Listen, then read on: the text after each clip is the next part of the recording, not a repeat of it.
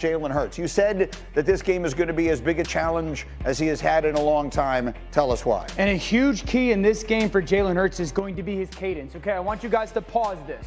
I'm going to show you 3 clips. Everybody at home, I just want you to pay attention to the quarterback, okay? C.J. Stroud in the divisional round, Josh Allen in the AFC title, and 2 years ago in the Super Bowl. Just pay attention to the quarterback. You guys can play it because the cadence and how they operate it is going to be huge. Quarterback leg kicks, all of a sudden all that pressure comes, and here comes a free runner against C.J. Stroud. It's a waste of a play. Okay, then you go to the AFC Championship game.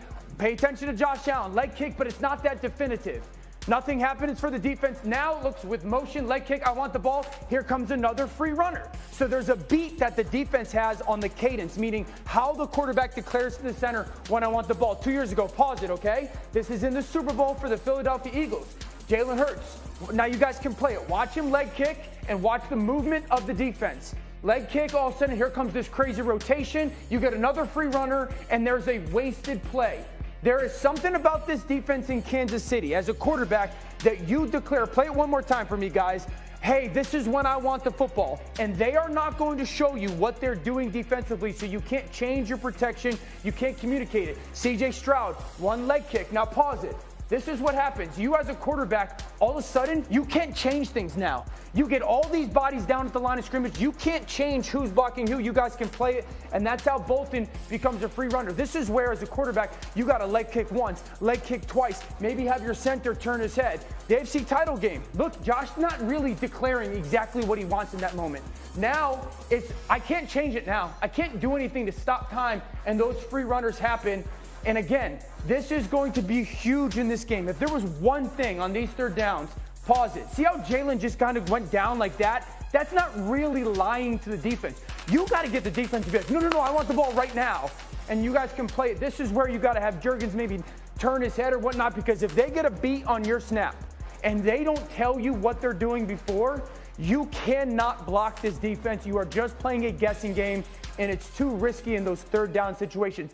This game will in many ways come down to how offensively they handle their cadence at the line of scrimmage. That's a great tape, and I will ask you what I hope is not an uninformed question. What I notice about the first 2 plays is they're both at Kansas City, so the crowd noise is a factor. One wouldn't think that would happen in a Super Bowl, right? But that clip, the last clip was the Super Bowl. That's what I mean. That's why I wanted to use it. So, and in many times when Philadelphia is in the shotgun, they're often a silent count, no matter if they're at home or on the road. So something to pay attention to early on.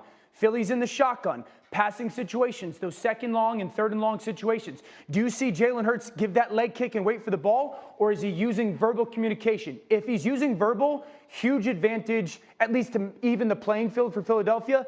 If he's doing leg kick, I'm telling everybody, later in that game, Kansas City will figure out the tells of those leg kicks, and they will get a beat on it. Something that people who've never been might not realize. Super Bowls are much less loud than every other game that is played during the course of the regular season. That's a great tape. Great job. In the meantime, as far as Hurts is concerned, he was asked yesterday what he has learned since playing in that first Super Bowl 2 years ago, and here's what he said.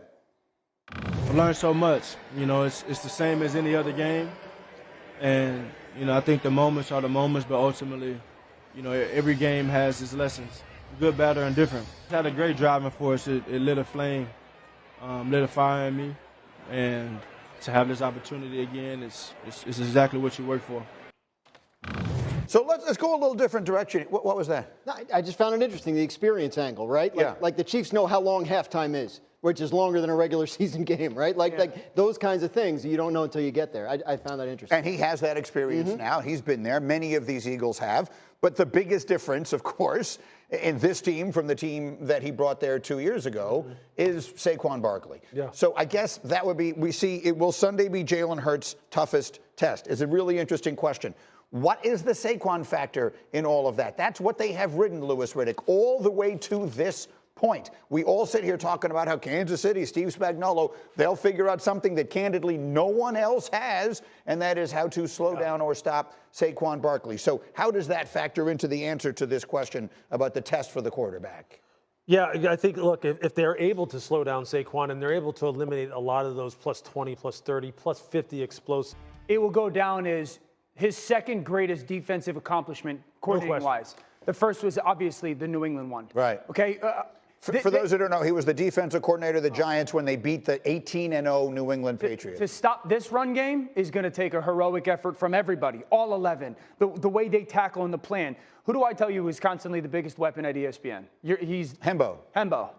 Guess how many 100-yard rushers the Chiefs have given up in their last 18 playoff games? Yeah, the answer is 0. 0. Yeah. They've given up 2 touchdown runs of more than 6 yards in that 18-game stretch.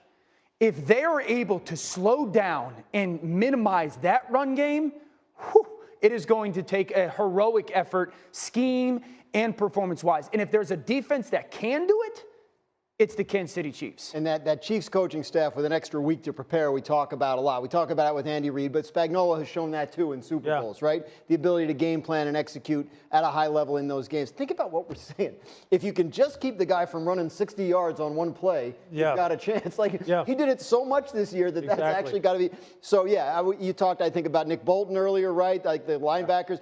The tackling at the second and third level by the Rams in Washington the last couple of weeks was horrendous. So obviously the Chiefs should be more buttoned up there as a result of their experience and the time they've had to plan. Yeah, that's why Nick, that's why Leo Chenal, that's why Justin Reed. These guys are they have to have the best game of their life.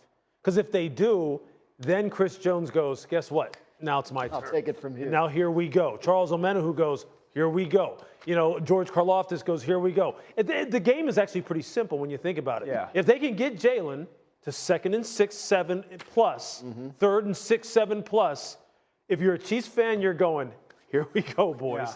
Here we go. And Jalen has to be ready for that. Meanwhile, on the other side, the quarterback is the stuff of legend, and he is starting to hear the idea that maybe his team is the villain in all of this. He responded to that last night at Media Night.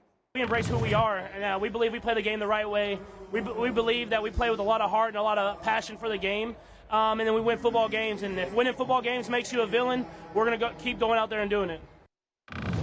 Okay, so, that part of it, that's the big picture, and there's plenty of time for that, but we're doing a little picture today. And you are looking, Lewis, at the 2 receivers, the 2 speedy, super speedy receivers for the Chiefs as the difference. Yeah, look, it's the return to health of Hollywood Brown, who was hurt earlier in the season, and you saw how really intentional Patrick was and Andy Reid was at getting him involved early on in the football game, in the conference title game against Buffalo. And you see it here. You're going to play the clips. And he was giving the Michael Jackson, dance celebration after every catch he had because he was happy to be out there and be contributing. Xavier Worthy had his breakout game.